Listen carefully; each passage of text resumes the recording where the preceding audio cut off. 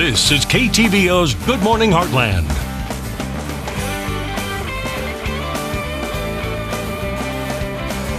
And welcome back. We hear of concerns about individuals getting near retirement and not being prepared, and we also hear of concerns about Social Security. Many ask, what can a person do to be prepared for retirement? Well, we have Jeff Romine here this morning to break it down for us. How are you doing today? I'm good, Ella. How are you? I'm doing great. So, we all need to think about retirement, but a lot of us haven't even started, younger generations that is. So, we hear of people nearing retirement but being ill-prepared.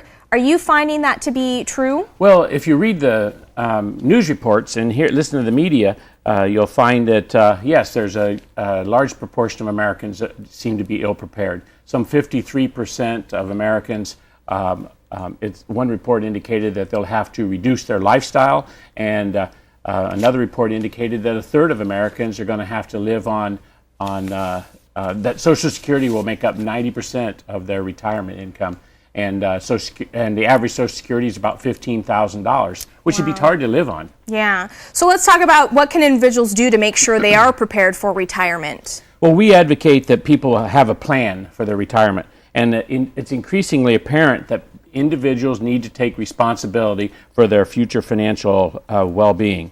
And it's not uncommon for individuals to spend more time planning a trip than they would the rest of their life as far as retirement.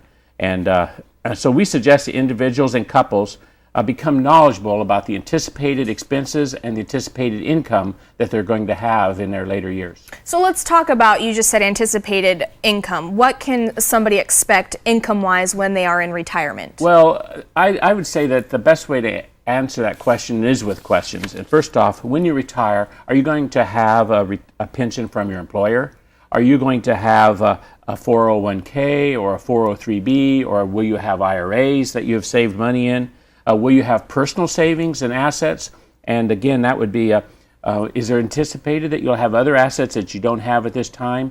Do you have debt that you'll have to take care of?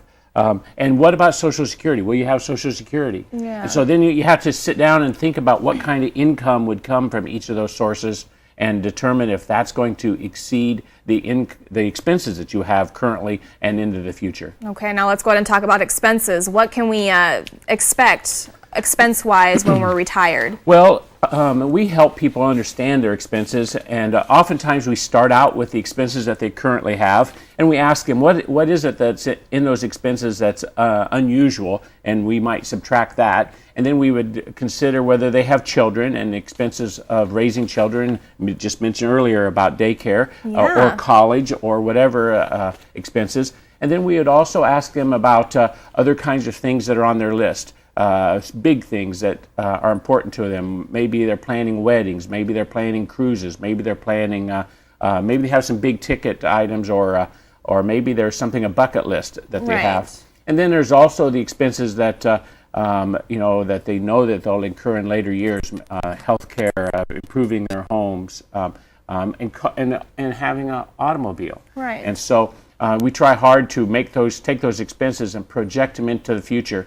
We typically use inflation, but for some expenses, sometimes maybe a higher growth rate than inflation is appropriate, for instance, healthcare costs. And then we project those into the future, and we compare that with a projected income, and we give people a sense about how close it's going to be. And we try to be a little high in our estimates, and that means then that life could be better than that in the event that they don't experience those expenses.